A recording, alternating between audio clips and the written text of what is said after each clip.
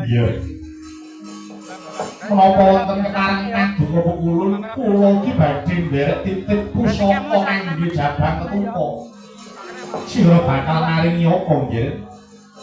Menawi wonten kekareng paduka kula namung badhe nderek urun inggih menika paring tenger kaliyan lari menika. Sira bakal maringi tenger kelawan jabang ketupa. Inggih.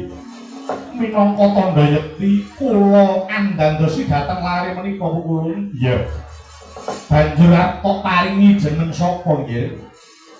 Pukulun gandeng lari menika diwasanipun awit saking dayaning tosan. Mila menawi wonten ketareng paduka lari menika badhe kula paringi limbuh jimat asma inggih Gatotkaca. Inggih Gatotkaca jagat keseng.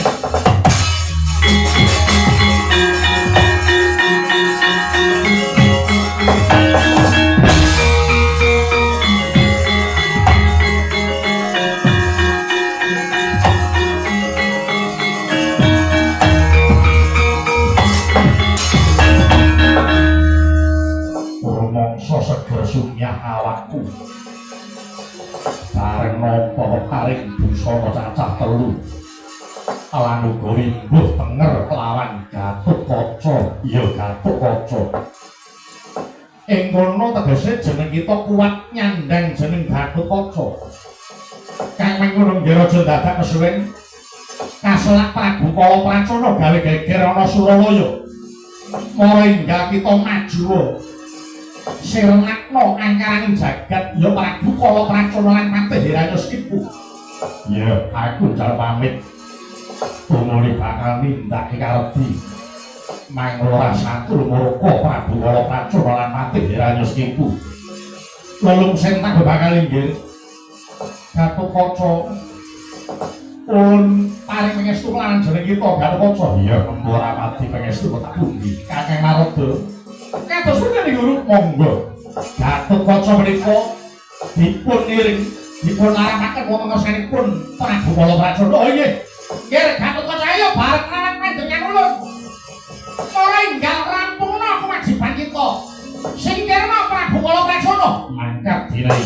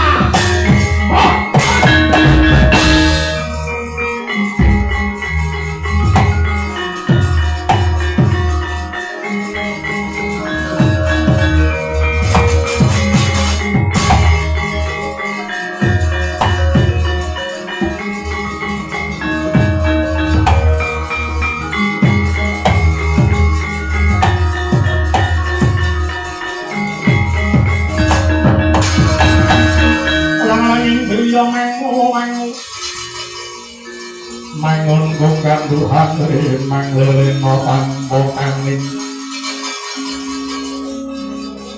yen tan tulus sawanggo sang diak utomo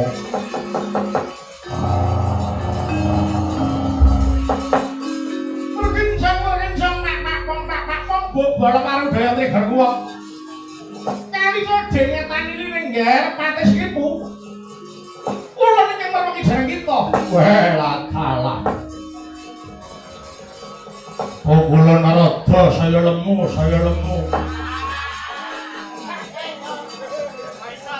ajae kopeng ning kene iki nyanti pangling aku oh inggih kulun Paduka merpeki dhateng kula ya kados pundi panggonipun Sinun Prabu Kala Trajana dipun sembadani Rama Derek badhe nyuwun kayangan Suralaya sik kaya kang dadi dawuhipun nalika semana Kala Trajana kelakon ngrebut kayangan Suralaya kelakon bisa ngalahke jagoning dewa jago menawi wujud bayi ora sudi. Sik kowe aja maido. Dewa iki ngono wong elok. Cabang bayi ya cabang tetuka. Nalika semono kowe ora gelem tetandingan. Mergo kowe rumangsa isin mungsuh karo bayi. Lah, saiki bocah cilik kae wis dadi dewasa. Cabang tetuka wis dadi gedhe. Mburiku iki bocah wae lah.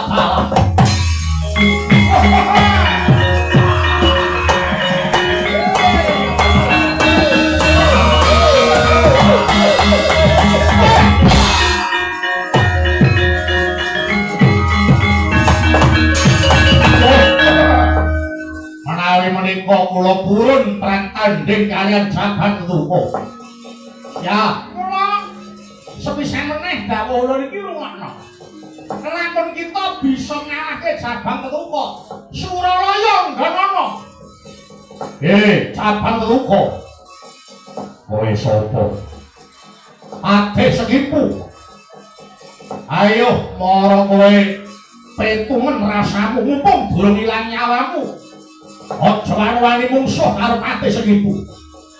Yen pancen kowe duwe kekuatan sing turah mara maju Gatotkaca ora bakal tinggal gelanggang colong mlayu. Lena pangin awak rimah-rimah balungku aja takon musuh. Hati-hati ya.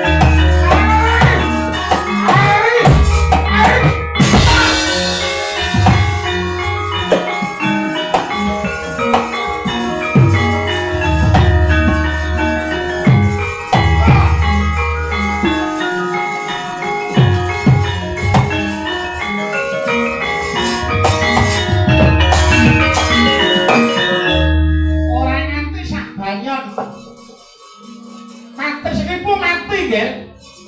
Iya. Iki mau tak ngapake? Tak cokot. Tak ngapake? Tak cokot. Duh. Piye kowe iki? Bagus-bagus kok nyokot iki piye? Kowe iki satriya dudu buta. Sing kena nyokot kuwi buta, wong satriya kok nyokot sak nggon-nggon. Satriya iki nyokot ki nek wektune ora kok sawaya-wayah nyokot ku ora entuk. Wong nganti ora ono bedane di satriya di buta. Yen aku ora kena nyokot. Sebabe apa aku duwe siyung. Mula aku nyokot jalaran aku duwe siyung. Oh iya ya. Wah ya ulun nganti lali. Yen jeneng kita ki ya pancen anak buta karo satriya, ngono duwe siyung. Ya wis. Ulun sing kleru nek ngene iki. Mula ngger karep ben ora nyokot tak pangur siyungmu nggih.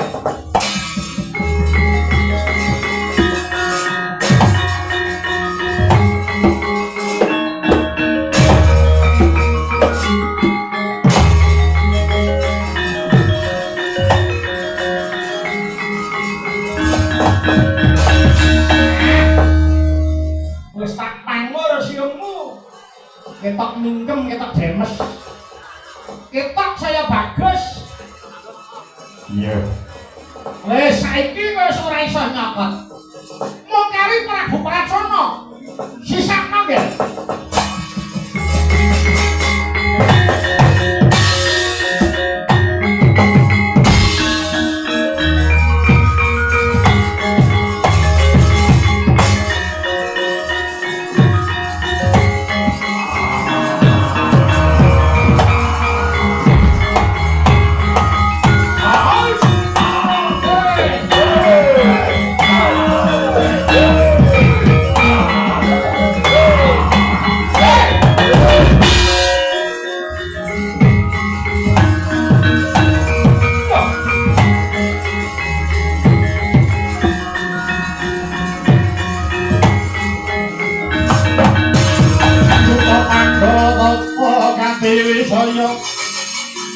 Indriya sasara maruta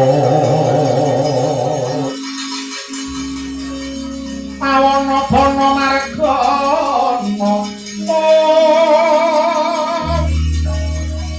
Samirana lan warayang kanca bayu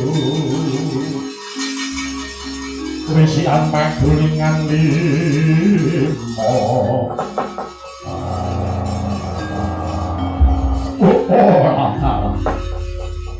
ana satriya magut ana ngayuda kowe sapa? Gatotkaca balik kowe sapa? Aku Prabu Pracana. Apa kowe sing dadi jagoning dewa? Iya. Kelakon penjagamu merebut Suralaya. Waton bisa nglangkai bangkine Gatotkaca. Wah iya. Saja kowe ngenteni marang patimu ha? Ora maju ora rimah-rimah bawungmu kowe.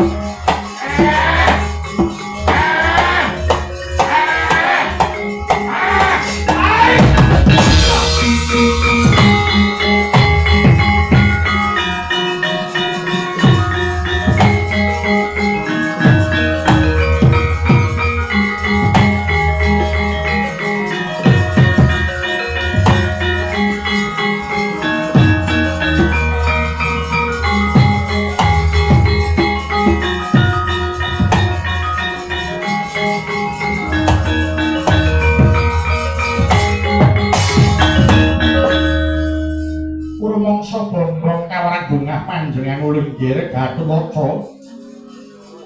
Kita bisa mateni Prabu Kala Pracana. Gatotkaca, iki mau tak kawake. Prabu Kala Pracana tak potol gurune.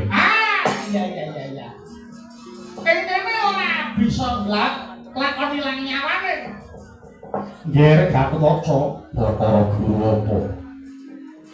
iki minangka tandha yekti lamun kita lulus dadi jagoning dewa. Lan Seksenana lamun kita magut ing paperangan hanggon kita mateni ing kono kanthi sarana dipotol gurune nggih. Iya. Mula gandeng jeneng kita wis nglakon minangka jagoning dewa. Ulun bakal paring mimbuh jimat asma kelawan jeneng kita Gatotkaca. Kita ulun paringi tenger Guru Handaya.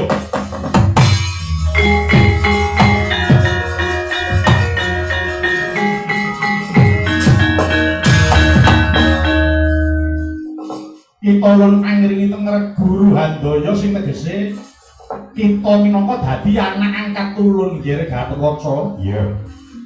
Kakang Narada, kados pundi Adi Guru? Gandeng Gatotkaca menika sampun dewasa. Menawi dipun wangsulaken wonten Jodipati, mongko dereng mangertos ing bab tata krami miwah budaya, menika mangke malah ngleling seni. Lajeng kados pundi? Gandeng Gatotkaca badhe wangsul dhateng Jodipati, tur dasaripun turasing satriya tama. Saderengipun wangsul kepareng Gatotkaca dipun suwitakaken kaliyan Bathari Saraswati tuwin Bathara Ganesya. Oh, ngaten inggih. Nggih, kula pitados. Mangke menawi suwita dhateng Bathari Saraswati badhe dipun mulang ing reh kabudayan tuwin tata krami. Menawi Bathara Ganesya badhe dipun kucaring bab kapinteran Adi Guru. Inggih, Kakang. Kula pitados. Bathara Ganesya kan padaranipun ageng menika isinipun kepinteran. Mila langsung dipun japot dados guru. Ngaten nggih kula pitados. Nggih Gatotkaca, Bathara Guru apa? mara enggal nderek marang pukulun Kanika Putra. Jeneng kita bakal suwita marang Bathari Saraswati lan Bathara Ganesya. Iya. Ngesta kita. Ayo nggih, bareng lan jeneng ulun Gatotkaca.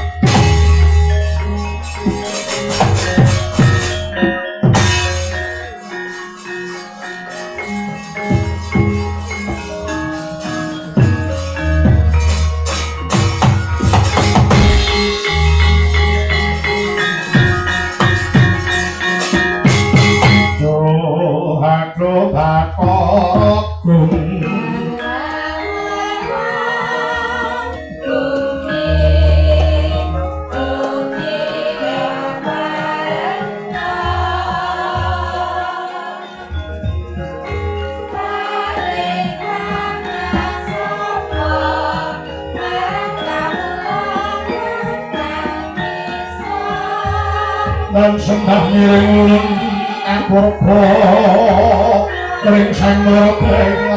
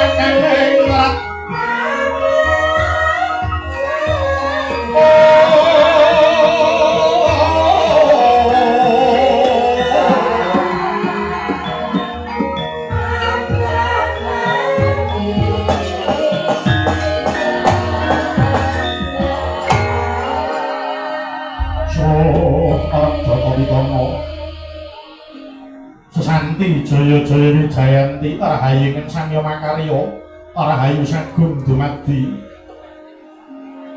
minangka sambunging carita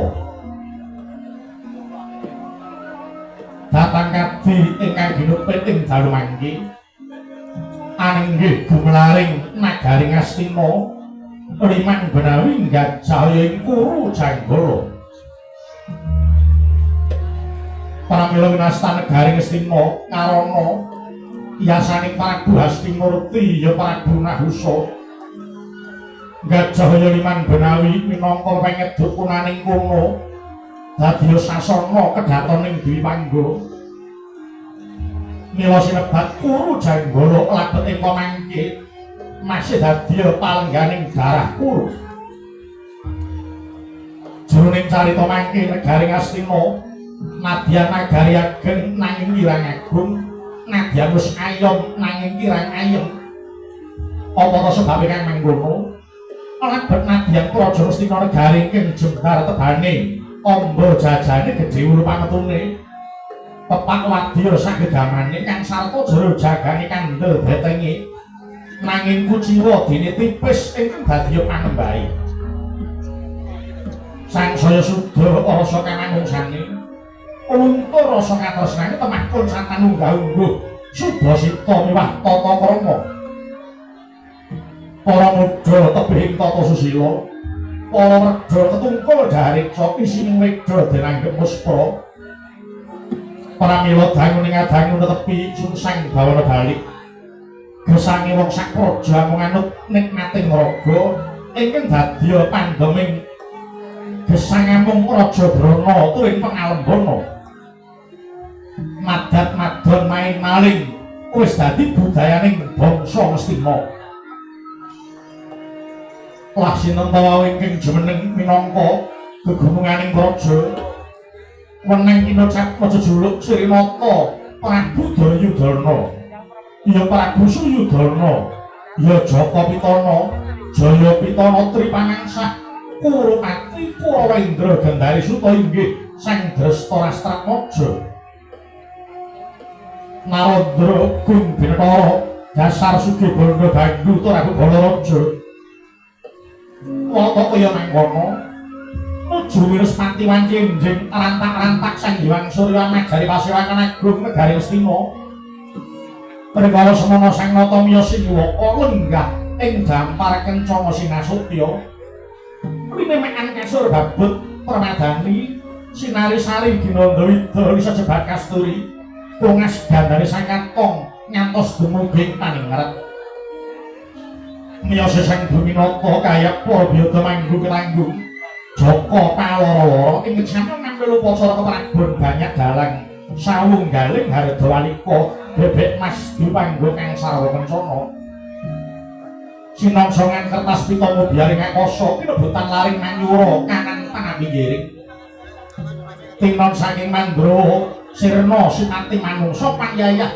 Sang Hyang Prabancana mangke jawantah kaya Porapsari anenggih wae pareng caket ing ngarsa Prabu lenggah mabukuh Susilastawa anenggih patih wasisaning praja satriya Plasa Jenar kekasih Raden Patih Harya Sengkuni sinambung kadang nata ing tirta tinalake kasih Raden Kartomarma ing jaliandir para nayaka Bupati Tapta ing Sanya Sibur Hambayudak nganti kaya handaya-handaya pancak sujining kraton sawetawis dina lenggah Prabu Duryudana parang dene dereng kapiyarsa dadi pangandikane teka mangkono aturing Patih Sengkuni mecah marang sepinikan swasana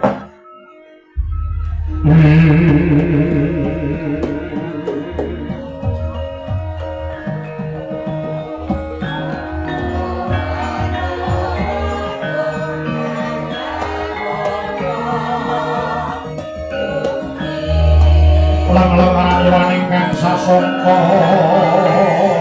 kumanyar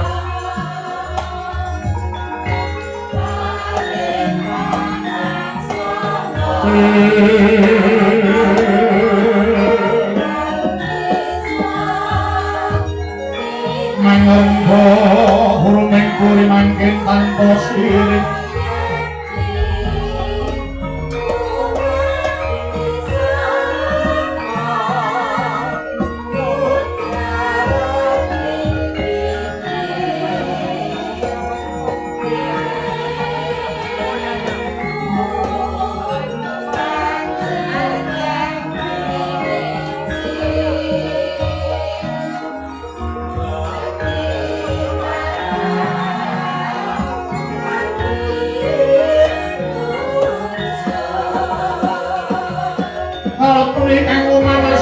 tubing langit tenyang sarwa maneh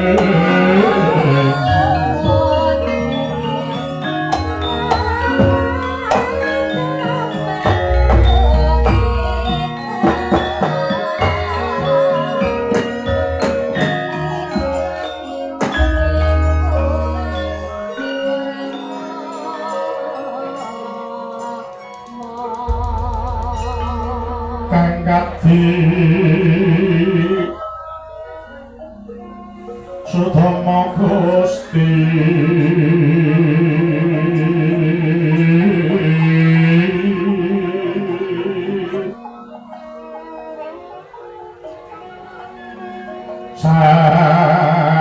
sasongko kasongen surya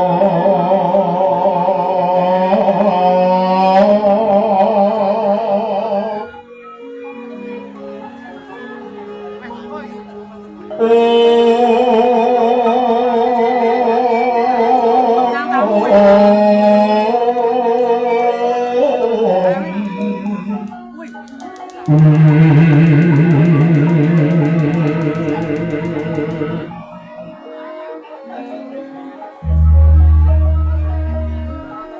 banyak sumungsun kaswa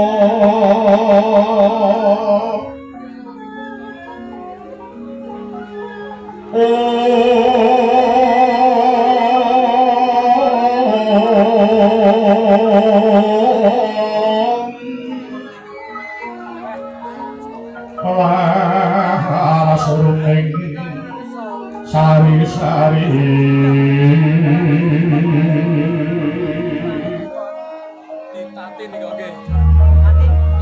samyo manut semeng sarira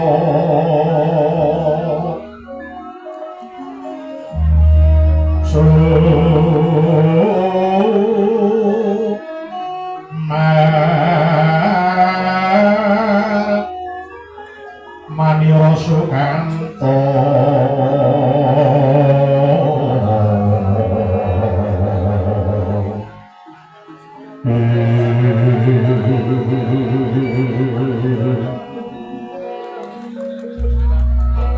Ujwane sumono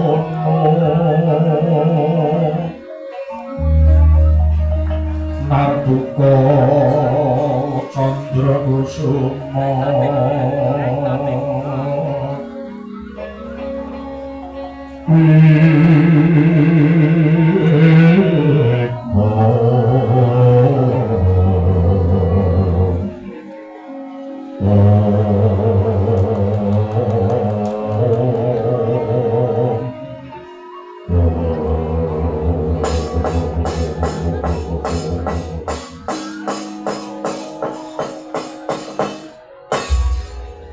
kawula nuwun sinuwun mawantu-wantu pun pamanyuwun pangapunten dene kula kumawani matur wonten ngarsa paduka sinuwun ingkang tanpa tinimbalan mboten labet kula menika nerak ing areh tata karani inggih awit sawetawis paduka sinuwun lenggah siniwaka wiwit takbu sanga ingga samangke dereng kepareng paring pangandika menggah wigatos sing kasiwakan menika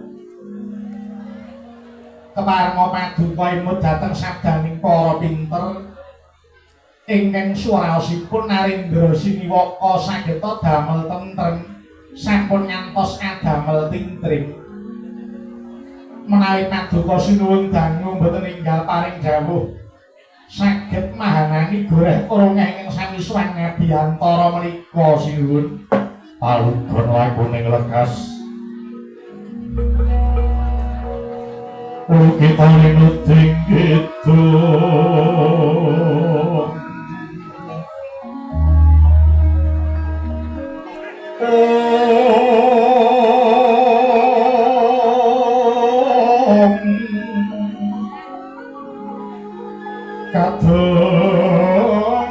kadang hamomong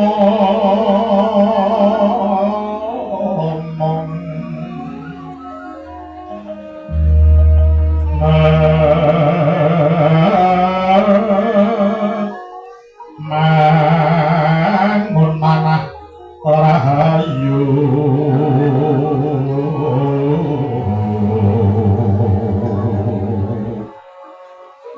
ayo ana kang tanah golong kumolong manatu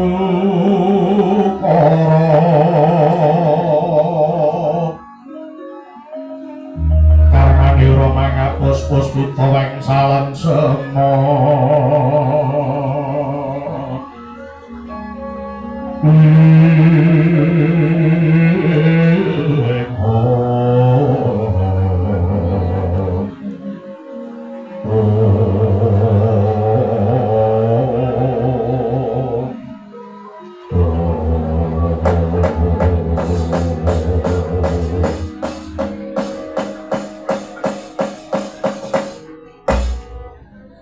Paman Singuni wonten jauh rumangsa susah hatimu sira aman ora ndak anti pangandikan inggih rumaos ribet manah kula sinuwun menawi paduka nembe nandhang duka lajeng sinten ingkang kahanggep lepat sinuwun lagi tak kendelake sedelo wae rumangsa susah hatimu apa meneh yen kowe ngrasake dadi Duryudana apa ora bakal mati ngendhap Pamadharya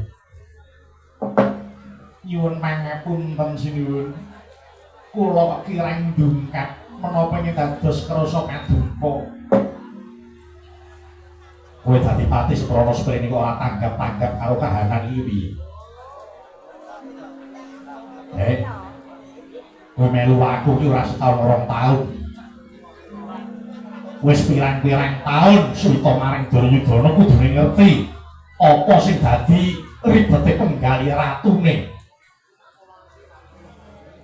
Patih ora ngerti gawean mung mangan wae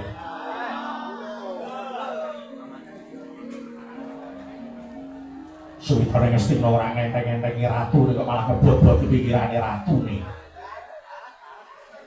apa kowe ora ngerti kabar kang tumeka ana negara Ngastina awartos menapa lah ing atase ratune wae wis krungu pati kok malah ora krungu iki piye lamun ta wektu dina iki peranaan Pandhawa sing dipandhegani Gatotkaca padha gladhen perang mapan ana Randu Gunggala tata wates negara Ngastina lan Ngamarta.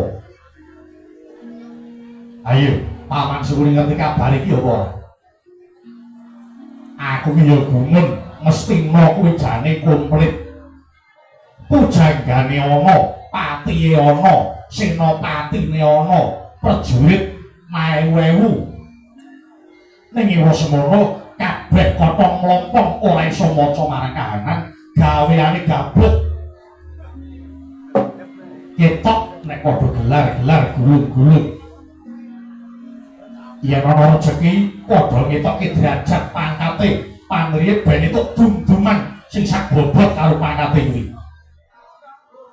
Ning bareng ana gawean padha nggulung kesaguane ora ketok kewangene.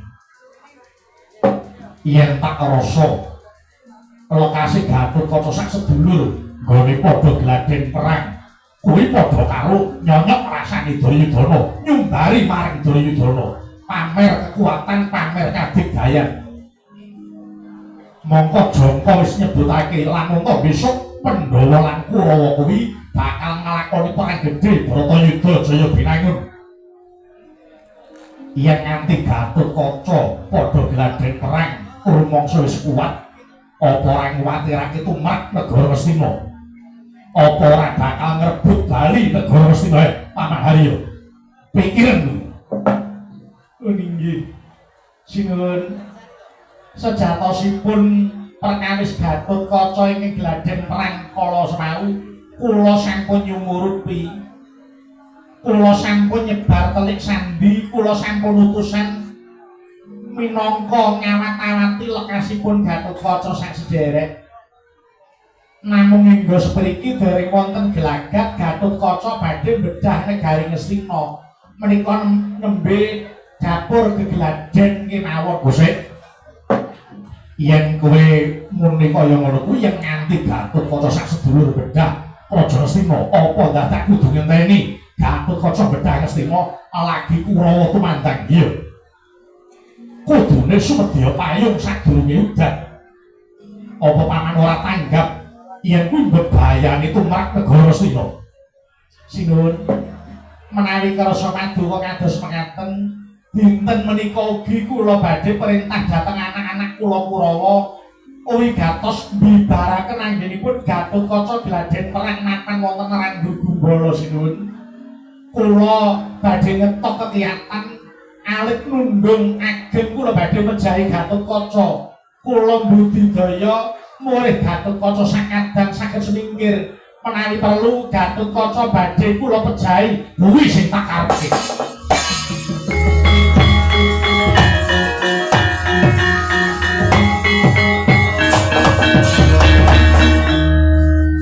Kuwi sing dadi pengangen-angene Duryudana. Aja nganti kesuwen Gatotkaca sak sedulur mapan Randhu Gumbala. Piye carane Gatotkaca kudu lunga saka kono? Lamun to Paman Patih cilik bisa nyingkirke Gatotkaca munggahe bisa mateni Gatotkaca sak sedulure. Sira Paman bakal gedhe ganjaramu. Teneng Trawaca Dawa Paduka sinuwun.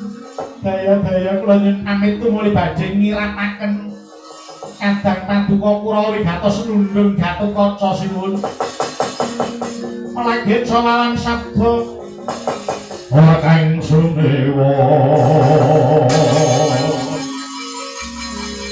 Kekaring pasewakan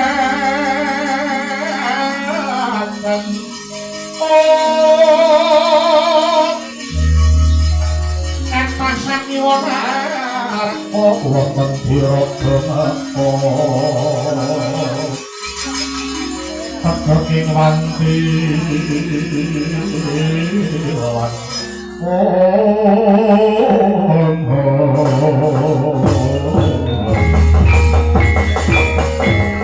katanya mengkal nyolak berbangga muncul timun mereka konang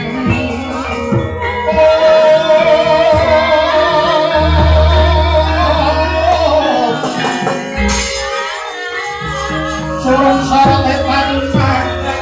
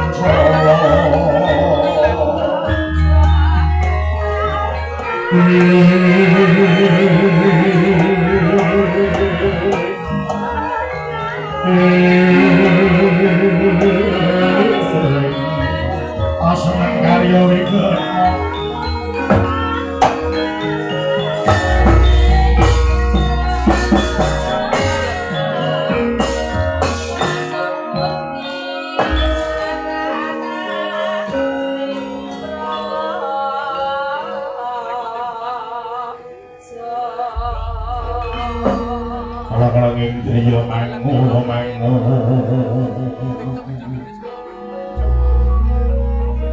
mangunggung kanduhan rimang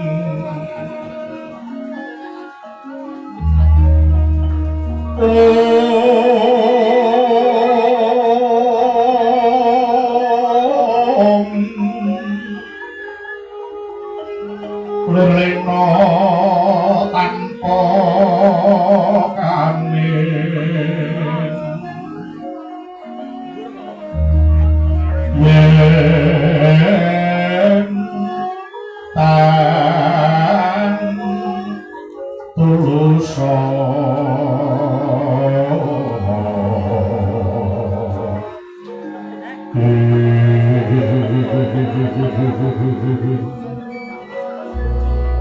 manggo sang diahu tomo mangkono sang nata mudhus nyolong ngrerepa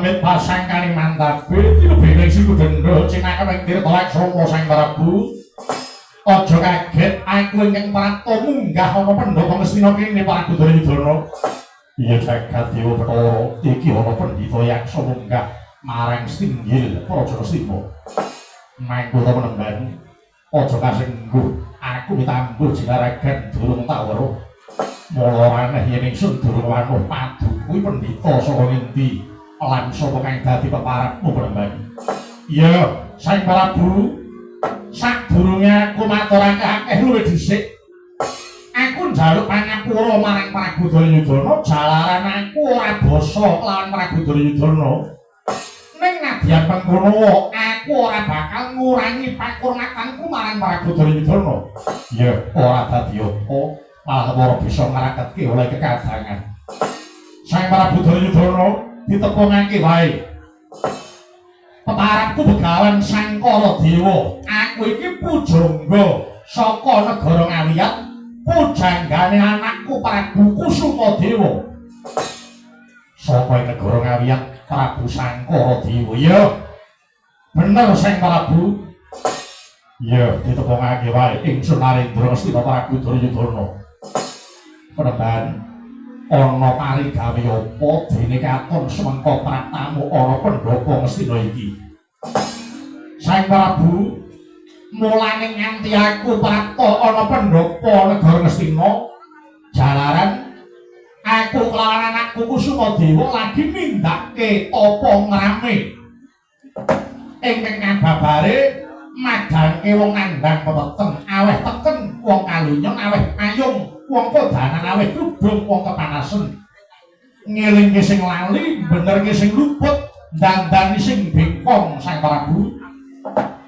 ana sambung marapete apa nggonmu pratana pendhapa Ngastina nalika aku nganglang jagat aku nyumurupi yen to negara Ngastina kuwi kena tak ibaratake basanta ketawing hima tegese kaya srengenge sing lagi ketutupan mendung wangune Prabu Duryudana lagi susah penggalih wae sang Prabu iya jagat dewa Bathara paman semuni iki wonten jawuh pendhita iki waskita nyatane ngerti marang kahanane Duryudana wah pendhita elok saestu menika sinuwun iya penemban ora sisik pancen lagi peteng jagate Prabu Duryudana paduka Prabu Duryudana ora perlu paring dawuh apa sing jalari petenging penggalihmu jalaran aku wis ngerti kabeh yen tak batang paduka aja delok Prabu Duryudana lagi susah penggalihmu jalaran menggalih marang peranakan Pandhawa sing dipandhegani Gatotkaca padha gladen perang ana Randu Gumbala apel wetos negara Ngastina ya ngono apa ora Waduh. Teko waskita pendhita iki paman. Wah, elah. Kamangka babar pisan pendhita menika mboten kencang semayan lah kok pirsa sedaya. Jan. Engko ki aja-aja ya ngerti rahasiaku pendhita iki. Ngerti wadiku iki. Sang Prabu, iya. Apa bener mengkono? Ora sisik. Prabu Duryudana menggalih marang trikae Gatotkaca. Sang Prabu, aku mung ngelingi marang Prabu Duryudana. Yen kok ing alam donya kuwi ana perang gedhe, cacahe ana 4. 1 Pamuksa, 2 Gojali Suta, kaping 3 Guntarayana, kaping 4 Baratayuda Jaya Binangun. Sepisan perang gedhe Pamuksa kuwi perange Ratu Mestina Prabu Pandhu Dewanata lawan Ratu Pringgandani Prabu Trembaka kuwi wis kelakon. Kaping 2 Guntarayana kuwi peranging pendhita saka Indrakila Begawan Ciptawening lan Prabu Niwata kuwi besok bakal kagelaring jagat. Kaping 3 Gojali Suta. Gojali kuwi wong tuwa, Suta kuwi anak, dadi perange wong tuwa bapak karo anak. Kuwi besok ya bakal kagelar ana ing jagat iki. Kaping 4 Baratayuda Jaya Binangun kuwi perange Pandhawa kelawan Kurawa. Kanthi dasar kuwi mau wae wis cetha yen Pandhawa sak anak-anake minangka dadi kliliping Prabu Duryudana, minangka dadi satru bebuyutan wae Sang Prabu. Oh, wis sak mestine lan Prabu Duryudana budidaya piye bisane Pandhawa sak anak-anake kuwi tumpes tapis tanpa sisa. Jalaran yen nganti Pandhawa sak anake isih urip tan kurunga bakal ngrebut negara Mestina saka astane Prabu Duryudana. Kuwi bebayane Sang Prabu. Perban babar pisan Paduka Penembang Ketarunga mitulungi dhateng pun Duryudana. Kados pundi mulih negari Ngastina menika awet ngantos sak turun-turun kula, kados pundi mulih kasembadan anggen kula mejahi Pandhawa sak anak-anakipun. Ya, Sang Prabu, mulane aku teka ning papan kene iki jalaran aku kepengin sabiyantu marang Prabu Duryudana. Gandeng wis ana dawuhmu lamun to pasrah kelawan jering ingsun bab patine Pandhawa.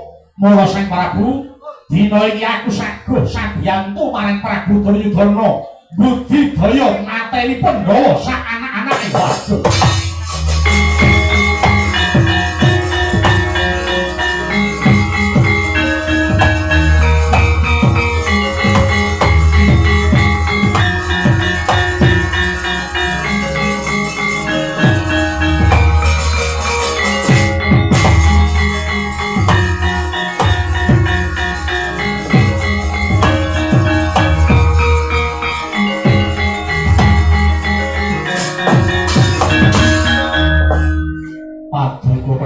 Sesembahan kula ing kasih patitah rumas lega simanah kula dene Paduka Penembang sabiyantu badhe mejahi Pandhawa sak anak-anakipun. Ya, Sang Prabu, ning ya kuwi Jer Basuki mawa beya liripun kados pundi. Mulane aku bakal sabiyantu marang Prabu Duryudana ning aku uga duwe penjaluk menapa panyuwun Paduka Penembang. Sang Prabu, anak Prabu Kusumadewa iki nadyanta ratu gun binetara berbandha berbandhu sugih bandaraja donya ning kuciwane mung siji lan mung anakku Kusumadewa nganti ngiri kalenggan iki durung mengko wanita utawa durung duwe bojo. Inggih sinuwun, kula menika Narendra tasih dijaka, kula menika tasih legan. Kathah para wanita-wanita ingkang badhe caket kaliyan kula namung setunggal kemawon, boten wonten ingkang nocoki manah kula sinuwun. Kuwi Sang Prabu, akeh para wanita sing munggah-unggahi anakku ning kabeh durung cocok marang penggali anakku Kusumadewa. Lajeng menapa sambung karepipun? Prabu Kusumadewa ki mung siji wanita sing ditresnani. Sinten? Ora ana liya ya kuwi putramu Lesmanawati. Mula Sang Prabu yen to kasembadan nggonku mateni Pandhawa sang anak-anake minangka kanggo ijole aku njaluk putramu Lesmanawati bakal tak pundhut minangka dadi menantu, minangka dadi prameswari negara Ngawiyat. Prameswari anak Prabu Kusumadewa. Kepiye? Paman Sinuri wonten jauh. Iki kepiye? Ana penyuwun yen putraku Lesmanawati bakal disuruh dadi menantu minangka dadi prameswari ana negara Ngawiyat. Menawi paduka ndaratur kula dipun sagahi mawon. Kula pitados Pandhawa mesti pejah kalian pendhita menika sinuwun. Menapa malih kok Pandhawa anakipun pripun Gatotkaca mesti pejahipun kalian Begawan Sang Karadewa. Mila dipun sagahi. Ya, yen pancen ngono, Sang Remban. Ingsun dina iki nyaguhi apa sing dadi penyuwunmu. Waton paduka bisa mateni Pandhawa saanake. Anakku Lesmanawati tak pasrahke marang anak Prabu Kusumadewa. Rikun jangkang jimangin kawan-kawan kawan. Lurgintangin sang kawet kandun. Tak harang kadulu kirmoyak main. Waduh. Kanjeng Rama Mara Sepuh. Kosek lu dadi kok Mara Sepuh iki. Menawa kula badhe nyicil. Raos kula sampun ayem. Awit sampun wonten pangandikan ingkang rumentasaken Prabu Duryudana calon Mara Sepuh kula. Anggenipun badhe masrahaken Lesmanawati minangka dados prameswari negari Ngawiyat. Terang terwaksa dawuh paduka paring kula nyuwun pamit. Kula badhe mbudidaya mejahi Pandhawa sak anak-anakipun. Ngerti yo. Lak mung wektu dina iki Gatotkaca ana randu kumpul iki. Kula sampun nyuwun. Kula badhe mejahi Gatotkaca sak sederek. Sak sampunipun kula kasembadan ngrenteng sirahipun pranakan Pandhawa. Kula lajeng bidhal dhateng Amarta numpes para Pandhawa. Iya. Ora mangsa bombong rasane atiku mangsa Dudawa. Nggonmu bakal sabiyantu maring Duryudana. Yen nganti kasembadan ora suwe bakal tak pek mantu. Bakal tak bala kramake antara Majaku Lesmanawati. Lho iya. Aden Kusumandani. Iya, Prabu Duryudana. Gandeng wis kacetha. Dina iki aku nyuwun pamit lan nyuwun tambahi pangestu. Aku bakal nyaguhi apa sing dadi kekarepanku nggon mateni Pandhawa sak anak-anake. Sak pungkurku Prabu Duryudana tansah manggih hayu wis kala Sang Prabu. Manggahan terus sungkar. Rindu bumi kunjing.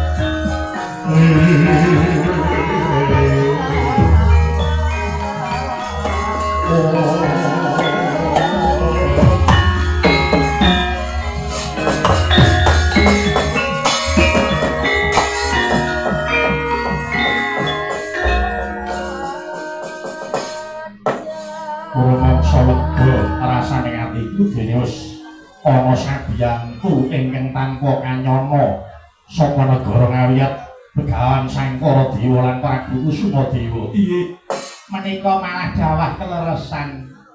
Upami ngantos bandha yuda ing antawisipun Pandhawa kaliyan negari Ngawiyat boten kawistara menawi wonten wingkingipun wonten paduka sinuwun dalah para Kurawa menika malah langkung sae nanging yen kelakon mateni Pandhawa apa aku kelakon duwe mantu buta paman menika pinanggih gampil bakenipun dipun sendikani rumiyin kemawon lah menawi mangke Prabu Kusumadewa sampun kelampan mejahi Pandhawa kula badhe pados cara supados gagal anggenipun palakrama kaliyan putu kula Lesmanawati. Mangkono piye? Pun mangke bapak kawis punika wonten tangan kula. Cekake nek mongko arep gawe rekayasa menika jagoan sekuni mriki. Iya. Yen pancen ngono mangsa bareng gone paman semuni bakal ngregenke perkara iki. Ning tak jaluk aja meneng. Paman Sengguni melu wong ngawat-awati Begawan Sangkara Dewa lan Prabu Kusumadewa nggone mateni Pandhawa sak anake. Mriki terang terwaca dha paduka sinuwun paring kula nyuwun pamit madal saking pasiyang paduka sinuwun duga tiga ngati-ati aja konsiyeri. Dimas Kartomarmo nuwun wonten pengendika dawuh sinuwun sira metu njaba ndherek marang Paman Sengguni melu rewang Prabu Kusumadewa nggone arep numpes Pandhawa sak anake. Mriki dateng sendika sang dawuh yen wis agur aja baling jani sing dadi upayamu sendika